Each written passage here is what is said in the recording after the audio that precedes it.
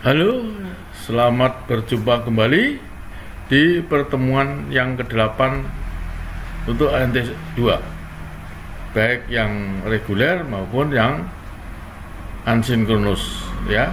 Bahan ajarnya sama. Untuk itu saya masuk saja 10.8, yaitu menggunakan tenaga dan sistem tenaga dan olah gerak, termasuk perbedaan daripada tipe daun kemudi. Maka saya tunjukkan ini kapal baling-baling kanan, artinya putar kanan kalau kapal maju. Dilihat dari belakang searah jarum jam. Ini kapal maju.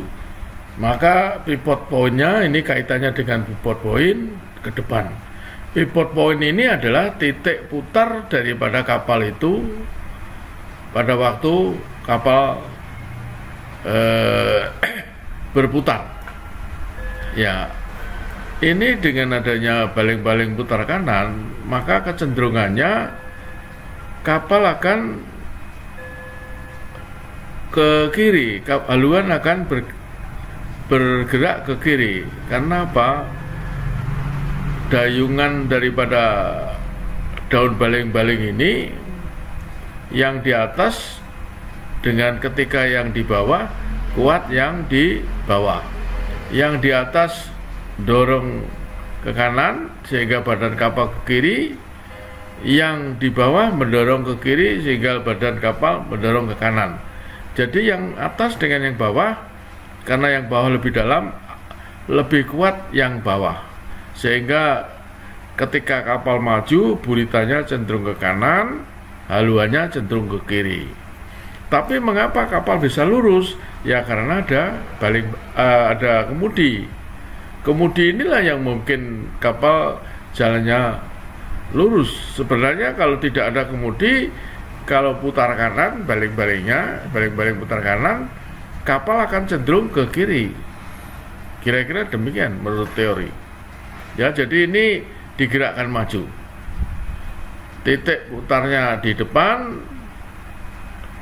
buritannya cenderung ke kanan, maka haluannya akan cenderung ke kiri. Tapi bisa lurus karena dibalas oleh kemudi. Kira-kira demikian. Nah, ini ya dibalas kemudi.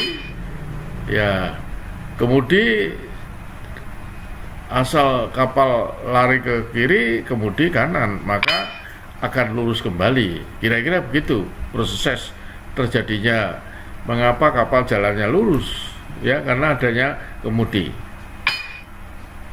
Untuk right hand screw going astern, kalau mundur baling-baling putar ke kiri. Pivot point-nya bergerak ke belakang. Ya. Pivot point-nya bergerak ke belakang, maka titik putarnya di belakang. Walaupun demikian, karena dorongan daun baling-baling yang di bawah ini lebih kuat, di bawah mendorong ke kanan sehingga badan kapal ke kiri, yang di atas mendorong ke kiri sehingga kecenderungan badan kapal terdorong ke kanan. Tapi karena di bawah lebih kuat, maka buritannya akan cenderung ke kiri, walaupun pivot point-nya ke belakang. Kira-kira demikian. Jadi buritannya cenderung ke kiri, haluannya akan ke kanan. Kira-kira demikian. Nah ini ya ke kiri. Ya. Untuk ini tadi ke kiri ya. Jadi makanya untuk olah gerak perhatikan betul-betul bahwa kalau kapal baling-baling kanan, putar kanan, kalau mundur buritannya cenderung ke kiri. Sangat efektif untuk menyandarkan kapal di lambung kiri. Untuk sandar kiri. Sangat efektif sehingga kapal cepat sejajar, sandar, dan diikat tali-tali. Kalau tidak ada bantuan takbut, kira-kira demikian. Nah, ini untuk kapal baling-baling ganda yang sebelah kiri saya ini baling-baling putar luar, Artinya kalau maju baling-balingnya berputar keluar, ya ini baling-baling putar keluar. Kalau maju, yang kanan baling-baling putar dalam. Kalau maju dua-dua putar ke dalam. Ya, ini ada dua macam baling-baling ganda, ya, satu putar luar, yang satunya putar dalam. Berikutnya baling-baling putar luar, ya. Kalau yang kiri maju, yang kanan mundur, maka kapal itu akan bergerak ke kanan, haluannya ke kanan. Ya, yang kiri mundur, yang kanan dorong, maka kapal itu akan bergerak, haluannya putar kanan. Kapal akan memutar ke kanan. Kira-kira demikian. Ya, ini. Berikutnya untuk yang sebelah kanan ini, ya, yang kiri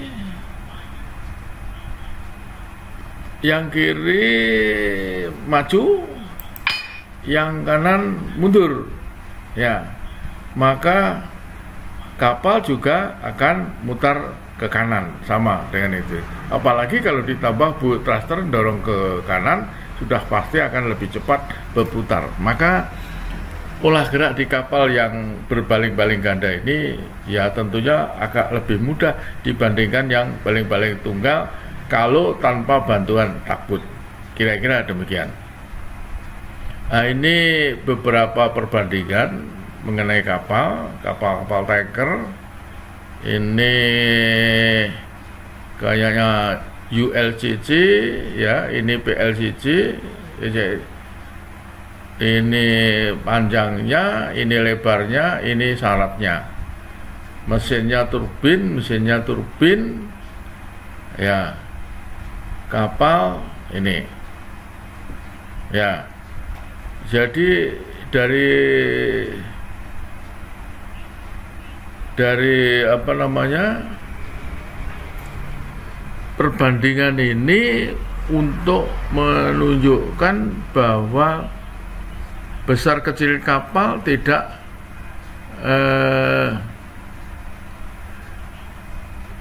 horsepower tenaga yang diperlukan. Ya, ini contohnya tanker 380, ini horsepowernya 45.000. 250 31, ya, 120 23. Jadi artinya tidak sebanding lurus dengan DWT, ya, horsepowernya.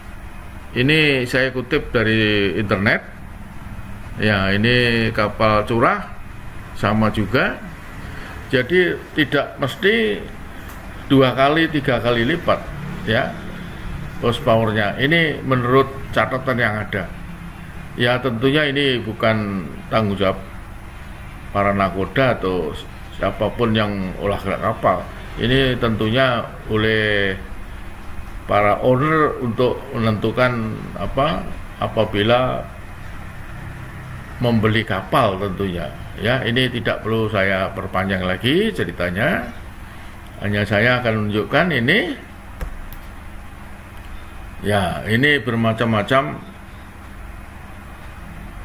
daun kemudi. Ya, ini yang semi balan, ini yang benar-benar unbalan. Ya, ini sama juga. Ya, ini gambar realnya. Nah, ya, ini kayaknya sudah saya sampaikan di pertemuan yang keberapa ini, ya. Jadi tidak perlu saya perpanjang, maka ini saya akan tunjukkan. Ini juga kayaknya sudah saya tunjukkan ini. Oh, bukan, ya. Ya, ini ya efektivitas daripada kemudi. Nah, ini lingkaran putarnya, ya, Baker Marine System, ya, flap. Itu nampaknya menurut beliau ini ya paling bagus, ya namanya iklan. Tentunya kita nakoda kapal hanya sekedar memakai, bukan memesan. Ya, ini contohnya, ya, kemudi, ya, kira-kira begitu. Baker flap rudder, ya, ini, ya, dilihat dari atas. Jadi di ujung kemudi ada kemudi lagi ini, ya. Kalau Baker flap rudder nih, ya, kira-kira demikian. Ini gambarnya. Ya, saya sendiri belum pernah di kapal yang memiliki dilengkapi dengan kemudi yang seperti itu. Ya, ini lingkaran putar. Kapal yang gunakan flap dengan yang tidak, ya, yang hijau itu dikatakan yang gunakan flap tadi lingkaran putarnya lebih kecil, ya. Baker flap rudder, ya, yang gunakan Baker flap lingkarannya lebih kecil dibandingkan yang ini. Menurut catatan dari, mungkin ini suatu iklan, ya kurang tahu juga. Ini bukan tugas kita untuk memilih nanti kapal kita mau pakai kemudi apa. Ini adalah urusan tanggung jawab owner yang memiliki kapal, yang membeli kapal, yang memiliki kapal itu. Jadi yang hijau dinyatakan lebih stabil, tidak liar seperti yang merah. Yang bukan flap, dikatakan di gambar ini liar kemudinya, tapi yang flap Baker, ya lurus, ya. Inilah suatu contoh. Apakah benar demikian? Ya silakan saja. Ini pada waktu berhadapan yang flap, ya, ini yang flap akan cepat menghindar waktu berpapasan, ya. Yang Baker flap yang tradisional kurang cepat untuk nyimpang sehingga terjadi tubrukan karena tidak pakai Baker flap rudder, ya. Ini apa suatu iklan? Ya tentunya demikian kira-kira. Yang hijau tadi pakai flap Baker rudder, ya, kira-kira begitu. Ini saya kutip dari internet, ya, kira-kira demikian. Ini flap Baker, ya, ya. Kapal maju, kemudi kanan, ya, ini, ya, ini, ya.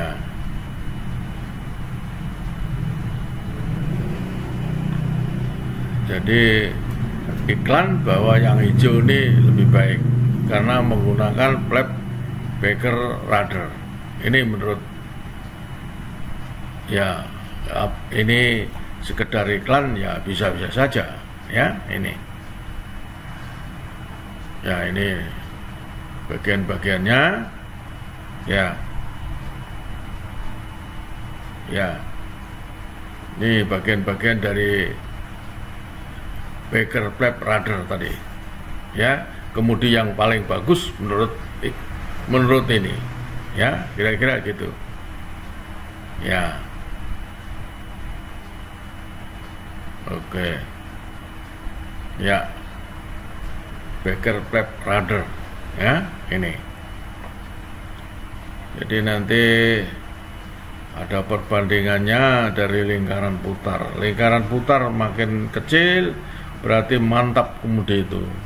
Lingkaran putar makin besar, ya kurang mantap kemudi itu. Kira-kira demikian, ya, kurang potensial, ya. Oke. Nah ini lingkaran putarnya, ya, ya.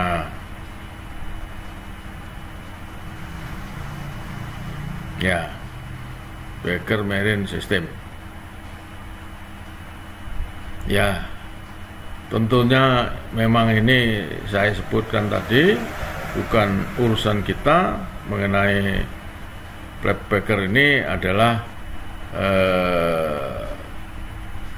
pemilik kapal tentunya yang akan dari menentukan. Jadi ini yang paling kecil lingkaran putaran, ini paling besar ya, menggunakan sealing rudder ya, ini kecil nih, yang makin kecil lingkaran ya. Tentunya tinggal pertimbangan dari manajemen yang memilih harus pakai kemudi yang mana. Ini roda kemudi ya, kalau dulu pakai rantai mutarnya yang di belakang ini ya, sekarang pakai hidrolik ya, kira-kira gitu. Ini yang penting ya, harus tidak lebih 28. Ini kayak sudah saya sampaikan ini ya, dari cikar kiri ke cikar kanan dengan laut dalam maksimum kecepatan tenaga 100%. Ini loss of slow speed. Jadi ini contohnya kita akan masuk untuk sandar di dermaga ini ya, jangan sampai kontrol loss for very long period. Jadi jangan terlalu, ini dari sini kapal sudah slow speed 6 knot, sampai sini dead slow ya, sampai sini stop. Baru kemudian kapal mundur. Kalau kapal digerakkan mundur, maka buritannya akan ke kiri ya. Ini digerakkan mundur ya, ini belum sempat nempel di dermaga. Dari sini sampai ke sini tidak bisa dikendalikan, atau ini istilahnya loss control untuk very long period. Dari sini sampai sini kapal hilang kontrol untuk mengendalikan. Maka berikut ya, dari sini slow ahead ya.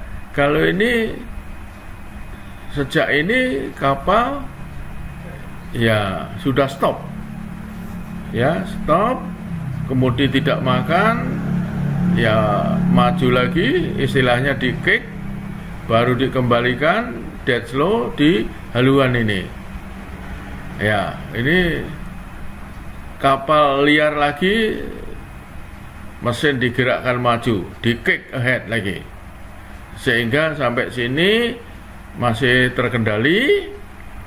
Baru sampai sini mesin digerakkan mundur ya, mesin digerakkan mundur, buritannya akan ke kiri. Ini buritan ke kiri, baru kemudian stop mesin, di kick lagi, di sentak lagi, maju ya. Mesin maju mudah dikendalikan ya, stand power as required. Baru sampai sini ya, kok sudah stop, mesin digerakkan mundur, maka buritannya ke kiri, sehingga langsung bisa nempel di dermaga ini. Ini adalah suatu teori ya, jangan sampailah kalau olah gerak sudah dekat dermaga kapal tidak terkontrol ya. Kalaupun tidak kontrol dengan waktu yang pendek lah, kira-kira gitu. Ini maksudnya gitu. Jadi mendekati kapal dengan selalu terkontrol ya, ini bermanfaat untuk kapal yang tidak dibantu oleh tugboat. Kalau kapal itu olah geraknya dengan menggunakan tugboat ya, tentunya tidak memikirkan periode daripada tidak terkontrolnya suatu olah gerak kapal. Ini dikatakan kecil ya, yang hanya jarak sekian, sedangkan yang ini terlalu jauh dari sini sana ya. Makanya dari sini sudah stop ya, ini sudah stop, maju, liar, maju lagi, kemudi tidak bisa dikendalikan, baru maju lagi. Kira-kira demikian. Berikutnya boot thruster, ya pivot point, ya ini kayaknya sudah saya sampaikan ini. Ya, dorong, maka gerakan kapal adalah haluannya ke kanan, buritanya mundur, ya haluan ke kanan karena boot thruster dorong ke kanan. Kalau yang belakang ini akhirnya kapal ini merayap ke depan, boot thruster dorong ke kanan, kapal maju pelan, ya pivot point ke depan. Jadi tenaga mendorong ke kanan ini tidak dengan cepat memutar kapal, makanya kapal merayap aja ke depan, ya maju dengan merayap, tidak cepat memutar ke kanan, walaupun boot thruster mendorong ke kanan. Ini menurut teori buku Shape Anglers. Ini kayaknya sudah saya sampaikan, ya sama, ya ini sudah nih. Jadi nggak perlulah saya berulang-ulang lagi, kayaknya ini sudah saya sampaikan, ya. Oke, ya.